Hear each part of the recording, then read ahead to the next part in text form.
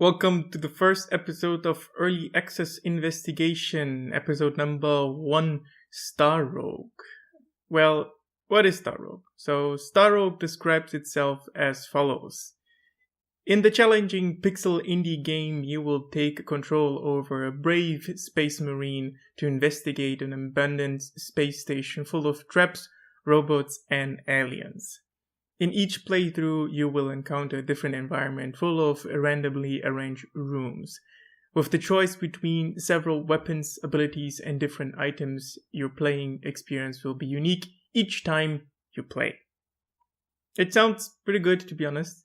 To be clear here, I didn't play the game, and I'm not going to judge the game in any shape or form. What I'm going to do is go through some steps and show you how I try to figure out if an early access title is still being worked on or not. So first, I always go to the Steam page and I look for the reviews. And then I go into data range and finally I look for recent reviews. If you have negative reviews here, basically telling you that the game is abandoned, then that is already a bad sign. Star Rogue doesn't have many reviews, but the last one is positive. One thing that is already worrying me here is that there are 20 reviews in total, but only 4 are counted. On the other hand, the reviews are vastly different, that I would say with a good amount of certainty that these are real people. The 20 reviews thing might be an error on Steam's part, so overall that doesn't look bad. So good first impression. The second thing I look for is the website, the social media, as well as the discussion and update tab. First, let's have a look at the website. It's pretty bare bones. It has a few screenshots from the game description, and of course, the most important thing, the contact information. We have 2 social media, Twitter and Tumblr, and to be honest, one social media is more than enough. A link back to the Steam page and an IndieDB entry and an email address as well. Everything looks nice and clean, but there are 2 huge blunders here. So blunder number 1 is the website is unsafe, meaning it is not following the HTTPS protocol. Disregarding the safety issue, it doesn't look good, even though there is no login data, so basically the website, it doesn't really matter if it's HTTPS or not. The second big blunder is the email address.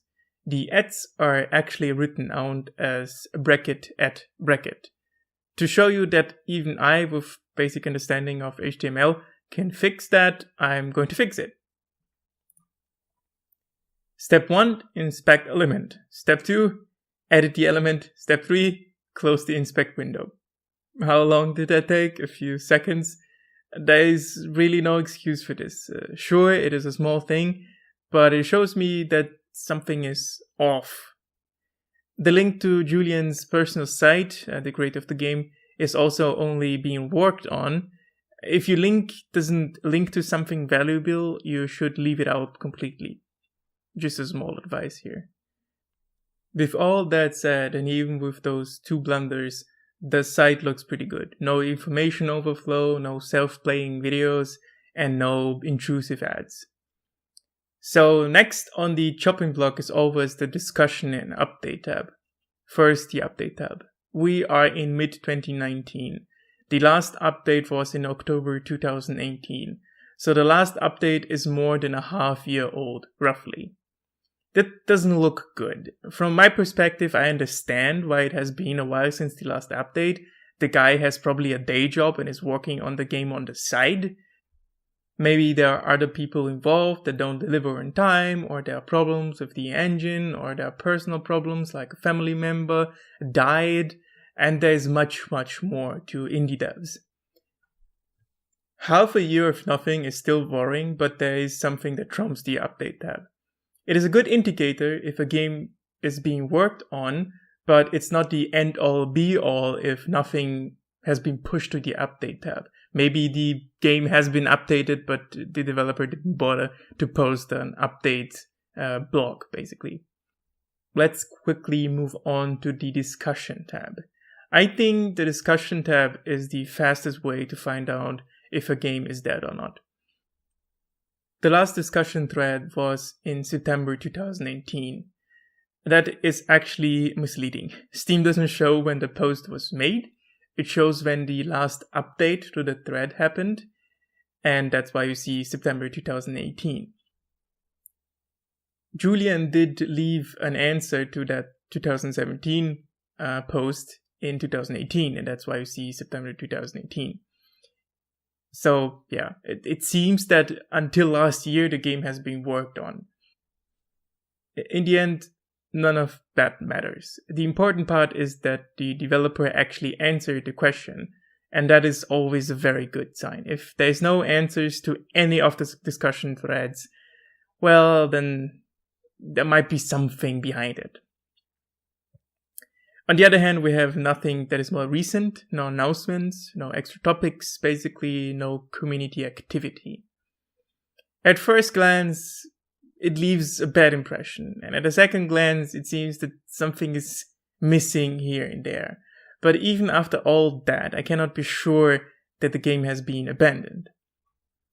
My last step to 100% confirm that the game has been abandoned is to contact the developer directly, and so I did. Yeah? Good. The first question is always simple. Please just introduce yourself and tell us who you are, what you do, and what Star Rogue is.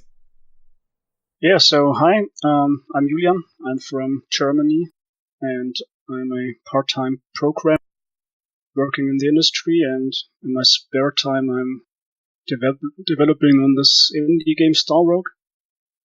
And, well, it's a sci-fi roguelike platformer, so your task is to beat the game, and the main principle of the game is that it's randomized every go. So you're starting as a space marine, and you're clearing room after room, fighting against monsters, picking up items, and the main goal, or the end goal, is to beat the end boss. Okay. Through my investigation, I watched a few videos. So what I want to know is this like, was it inspired by games like Binding of Isaak and Enter the Gungeon? Because, it looks pretty much... Yeah, I think it's pretty obvious for indie game fans that they see it pretty soon. The main inspiration is pretty much from Binding of Isaak, and I also from Metroid or Risk of Rain, also roguelike games. But I wanted to meld those two together. So having a roguelike, but also the jump and run skill you have from Super Mario and other games. That was the main idea behind the game. Yeah. Risk of Rain 2 is, I think, sold over 500,000 copies. So they definitely saw success. The next question is about early access in itself. So as you know, I'm doing the early access investigation. First, just tell us what you think about the early access program. Do you think it's a good idea in general, or are there certain problems with it? I like the main idea behind the early access at Steam. It's good to get going, to be able to get feedback while you're developing the game, and you can pretty much see while you develop it if you have to change some things due to the feedback. I like it a lot, but it also depends from game to game, because I think a lot of games really profit from it, and other games which are really small or don't have a lot of fans or followers might not get any feedback. So it depends. It's like a double-edged sword, right? Like for bigger games, it's good. For smaller games, it can be a death sentence.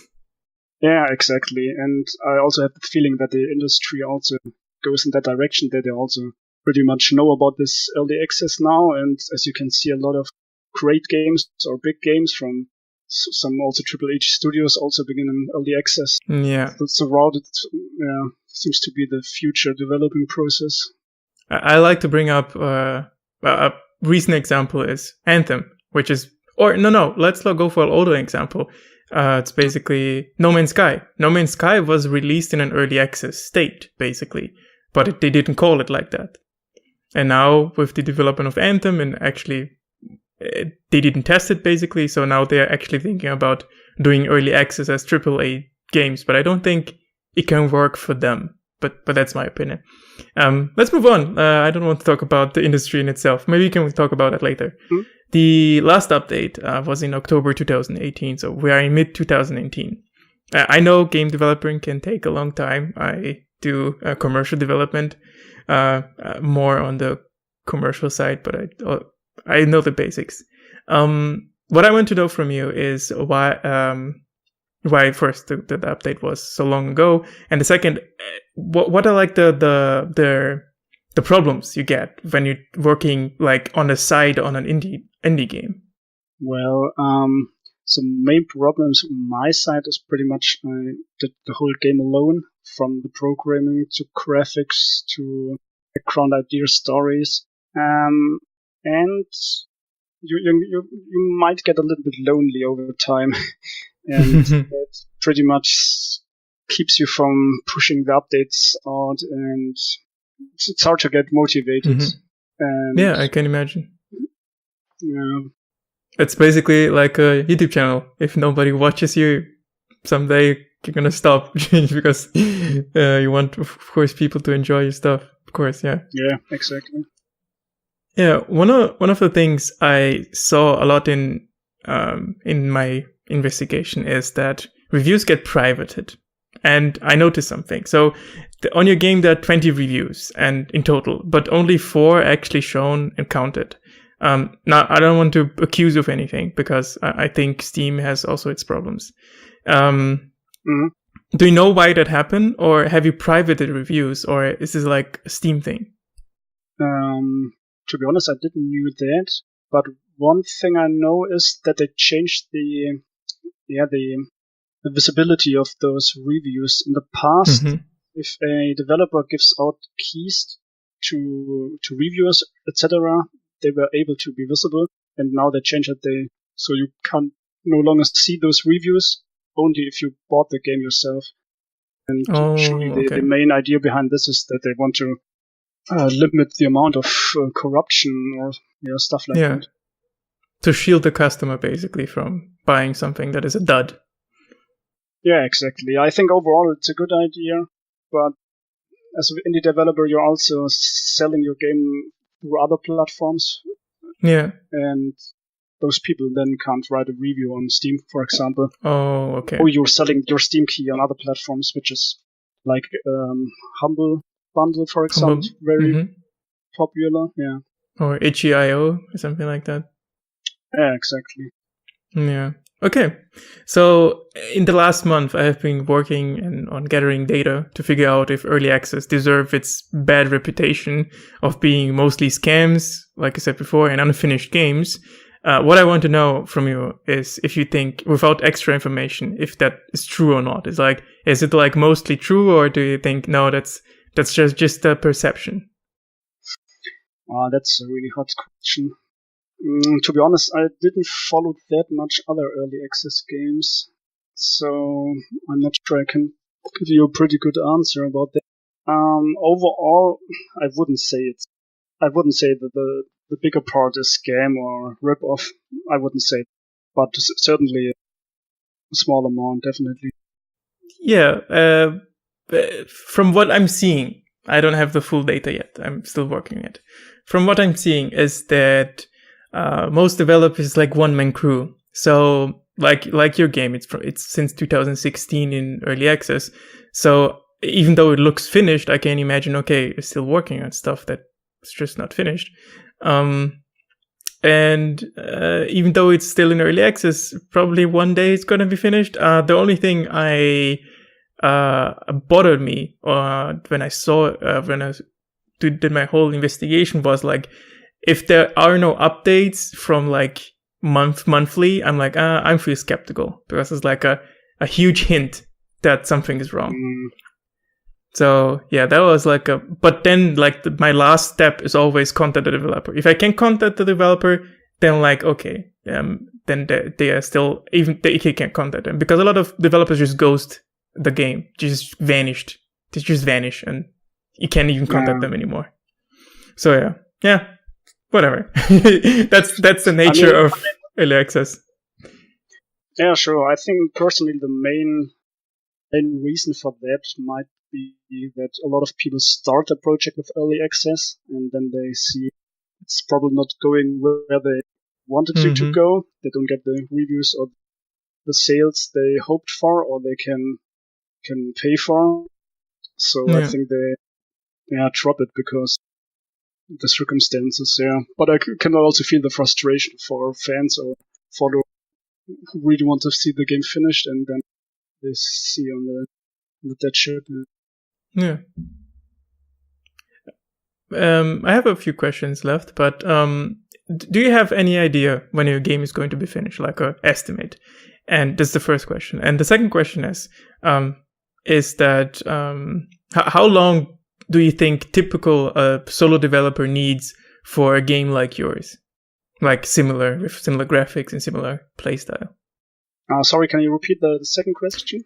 How long a solo developer like you needs for a game like yours with similar playstyle and similar graphics? Okay. If they are working full time. Yeah, sure. Okay, so for the first question, the game is pretty much finished. Also, version 1 already finished on my computer. But I'm still not sure how to release it. I thought about getting a little bit media cover and looking for some help to get the right timing to finish it and release it as the final version 1 release. So I have no estimated time when I will drop it. The second question is, I think it really depends on the game and also at what stage they release it as early access. I think I released a pretty much playable version and the game is nearly finished. And there are other developers who release a game, it's really buggy and you can't play at all. Release a nearly completed game, so it's hard. It's really hard to tell. Yeah, the base idea is actually to release a release candidate, basically, to have almost finished game, like not a concept, not a beta. Actually, you have to almost be finished, like 80% done. That's when you should release it in Steam Early Access. That's like the guidance line. Of course, no one tests that, and no one controls that.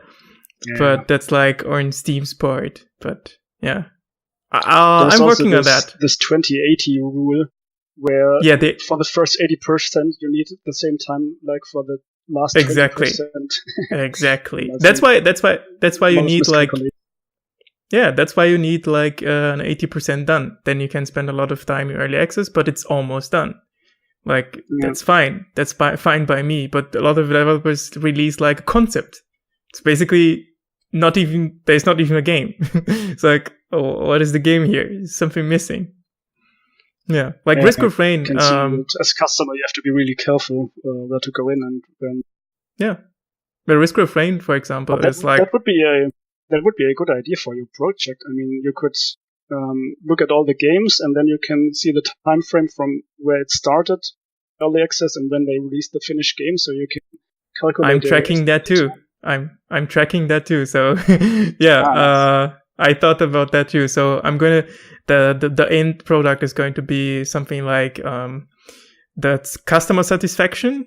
So basically, how the games were reviewed, plus how long it took, plus how many are per year and how many come in per entry. And the cutoff date is going to be this month, basically. So the cutoff date for my data is this month.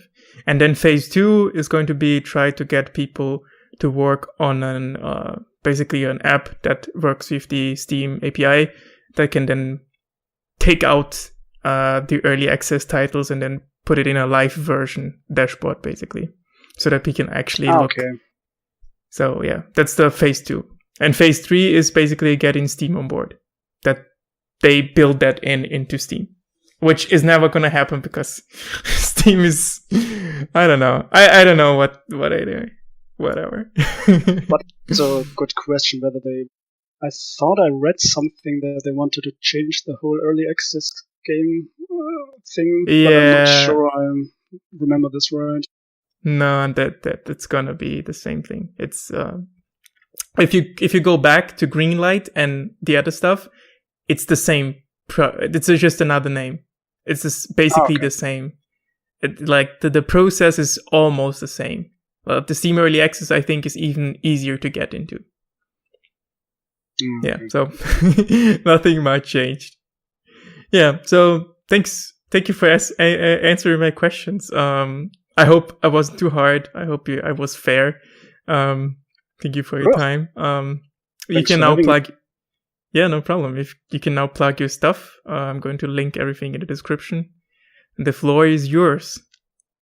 Yeah, I mean, if they see the stuff, the screenshots, and think they could be a fun game for them, yeah, I would be appreciated if they bought the game, but if not, it's their choice.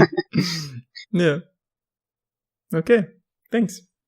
Yeah, I'm still not sure about this game. It's definitely something I can imagine myself playing, but as long as the game is in early access, I probably won't play it. There seems to be a version 1.0, but it has not been pushed. It seems Julian has been working on the game on his, free time because, he probably has a day job. And yeah, it seems the development is still ongoing. I don't know, maybe there will be a follow-up in the next few months, and then I can say, okay, this game has been released, and I can add an addendum to the Steam Early Access investigation. Well, yeah, with that said, I hope you enjoyed the video. As always, don't forget to like, comment, subscribe, ring the bell, you know the drill. Take care of yourselves and have a nice day. As always, don't forget to like, comment, subscribe, ring the bell, you know the drill. Take care of yourselves and have a nice day.